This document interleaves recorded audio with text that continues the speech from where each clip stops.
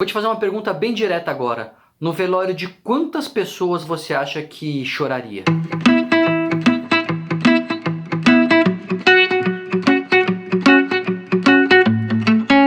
Essa é uma pergunta difícil, hein? Essa é uma pergunta para fazer pensar. Porque, lógico, né? Velório, aquele momento de contrição, de tristeza, é um momento de lamento, mas quantas pessoas você realmente choraria a perda? 5, 10, 50, 100? Quantas pessoas realmente estão dentro do seu círculo de afeto que fazem com que você se importe realmente, que mexem ali no seu coração, que mexem na sua emoção, cuja perda seria para você pessoalmente irreparável? É importante a gente fazer essa pergunta, sabe por quê?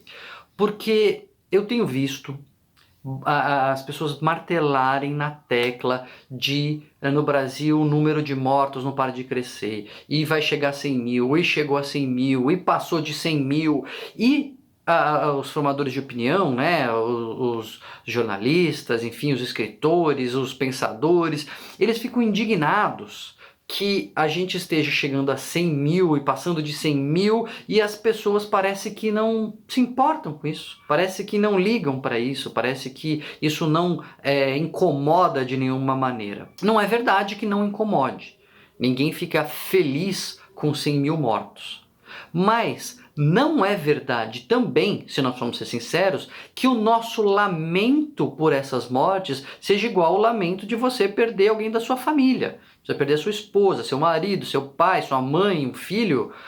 É muito diferente você perder alguém próximo de você e você saber que caiu um ônibus na barranqueira lá numa cidade chinesa que 50 pessoas morreram. Você vê isso como uma notícia, puxa, que pena, né? E a gente fica triste, quer dizer, a gente se lamenta racionalmente. Mas você não é tocado, e não é porque você é um psicopata, não é porque você é uma pessoa desalmada e cruel, é porque a nossa empatia, ela tem círculos. E as pessoas não gostam de falar isso porque parece que a gente, então, se falar isso, você está autorizando a frieza, né? Você está passando ali um reforço, você está endossando um comportamento de indiferença. Não, não é indiferença. Cada vida é importante e a gente tem que trabalhar por salvar a vida de todo mundo e preservar a vida das pessoas. Mas não é verdade que a gente vai se motivar, que a gente vai mudar o nosso comportamento porque pessoas longe e desconhecidas estão morrendo. Não é verdade. Esperar isso é se frustrar. Esperar isso é ficar sem entender. Ai meu Deus, mas por que passou de 100 mil mortos e as pessoas não, parece que não ligam? Então, eu estou explicando por que ele não liga. Não liga porque não liga mesmo, porque você também não liga. E quem se indigna e quem aponta o dedo e fala, mas o brasileiro não está ligando, também não está ligando afetivamente. É lógico que se importa racionalmente. É lógico que tem que trabalhar para segurar esse número, é lógico que tem que trabalhar para salvar vidas, é lógico que isso é uma tragédia, mas isso está na esfera racional, isso está na esfera do nós entendemos isso. O que não é suficiente para modificar comportamentos. Comportamentos arraigados, comportamentos do dia a dia, comportamentos que trazem mais recompensa para a pessoa. É mais recompensador para ela sair, por exemplo, é mais recompensador para ela não manter o distanciamento dos amigos. Aquela recompensa imediata que ela tem fala muito mais forte do que um monte de gente que morreu que é desconhecida. Parece frieza falar isso, mas é a verdade. A gente não consegue abarcar, a gente não consegue sentir afetivamente a morte de 100 mil pessoas. Do ponto de vista afetivo, do ponto de vista da empatia, a morte de 100 mil, de 10 mil ou de 200 mil não faz tanta diferença para o nosso cérebro. O nosso cérebro não alcança isso do ponto de vista afetivo. Lógico que racionalmente você faz as contas, você sabe que é um absurdo, né? Quanto mais morte, mais absurda é a situação. Mas eu estou fazendo justamente esse contraponto o tempo todo entre o que é o racional, que a gente percebe que é errado, que devia ser modificado, e o que é o emocional, o afetivo, aquilo que nos toca, que tem mais força para mover o nosso comportamento. É por isso que eu digo e repito desde sempre que o medo é um mau motivador. Ficar dizendo assim, olha, você pode morrer, olha, vai vir aí um bando de morte, olha, vai ser uma hecatombe, vai ser um apocalipse zumbi, etc. Faz com que as pessoas imaginem um cenário de filme de zumbi. Quando se falava, olha, nós teremos 100 mil mortos, né? Se falasse assim, vai ter 100 mil mortos, vai ter 150, vai ter 200 mil mortos. É um número estratosférico, é um número absurdo. São 200 mil mortes além das mortes normais que tem numa sociedade, no dia a dia. Isso é um crime, isso é realmente uma tragédia, uma desgraça. Não tem nome para isso. Mas na cabeça das pessoas, quando se fala 200 mil mortos, a pessoa imagina aquele cenário de filme que na casa dela, ali na frente, vai ter corpo estendido pelo chão, vai ter no prédio gente caindo, sabe assim? Os vizinhos vão estar gritando, "tô morrendo", e vão morrer do lado dela. Uma cena de apocalipse. 200 mil, como é um número alto na nossa cabeça, a gente representa ele perto de nós. Só que o que acontece? Essas 100 mil mortes, 200 mil mortes, enfim, quantas mil mortes forem no Brasil, por exemplo, estão distribuídas num território que é do tamanho de um continente. Estão diluídas em 200 milhões de pessoas. E aí não é isso que acontece, é um número absurdo, é um número criminoso, é um número estratosférico, mas as pessoas não são afetadas diretamente, ou são pouco afetadas diretamente, elas sabem de alguém que morreu, elas perderam uma ou duas pessoas, o que já é uma tragédia, hein?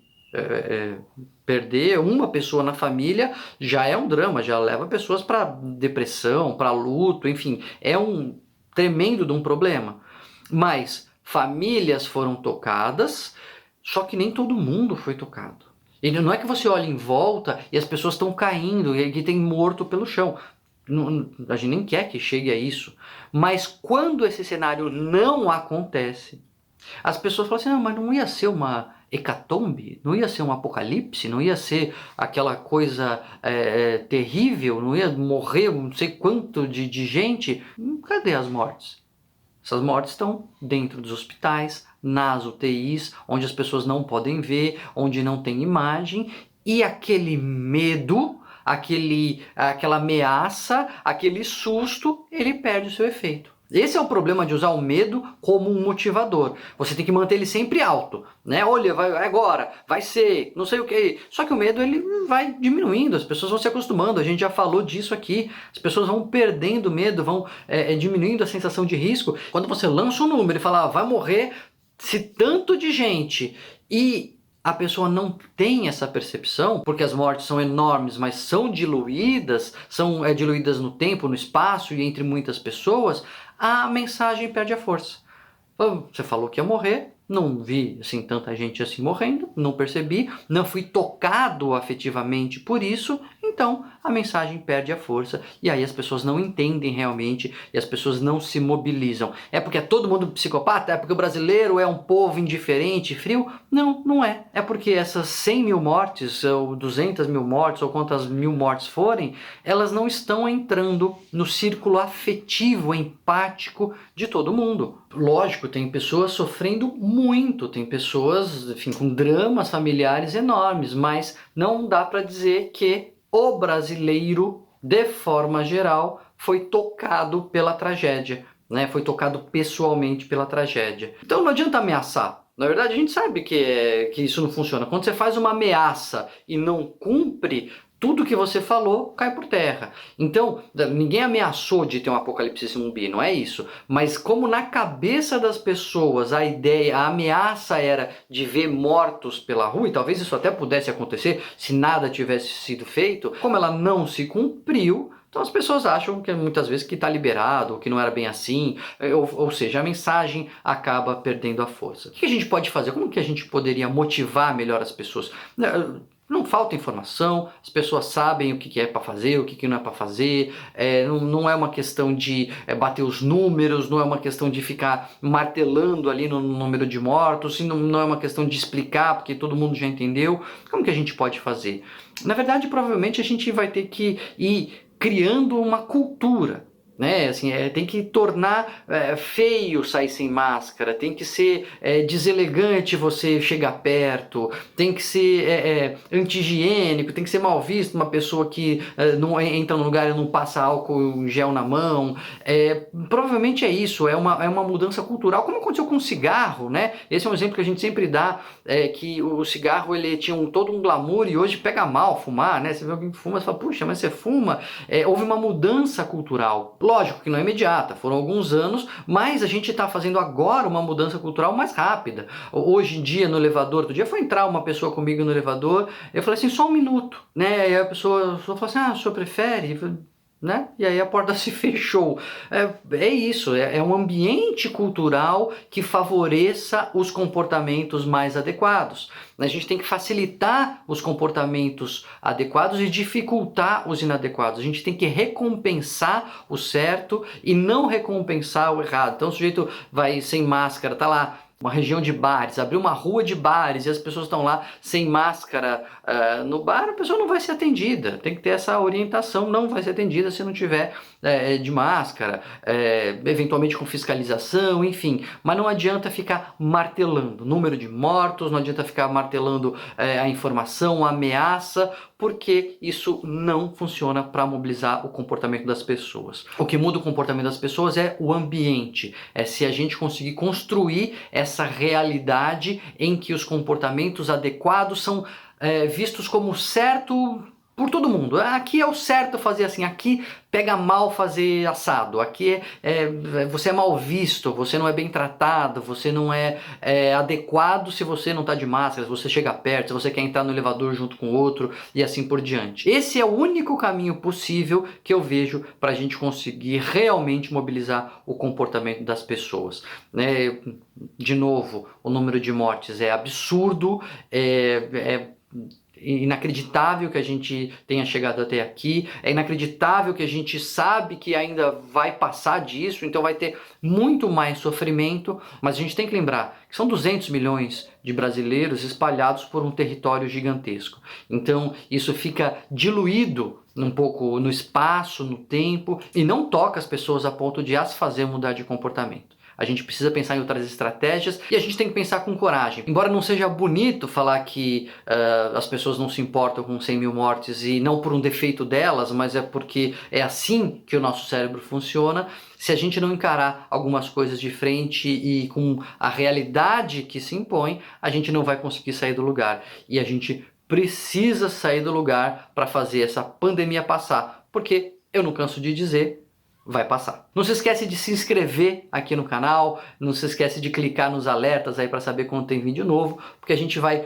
conversar ainda muita coisa com coragem e às vezes com uma certa antipatia, né? Tem coisa que ele não gosta de ouvir, mas a gente tem que encarar com coragem, a gente tem que encarar de frente até que isso passe, porque eu não me canso de dizer, uma hora vai passar.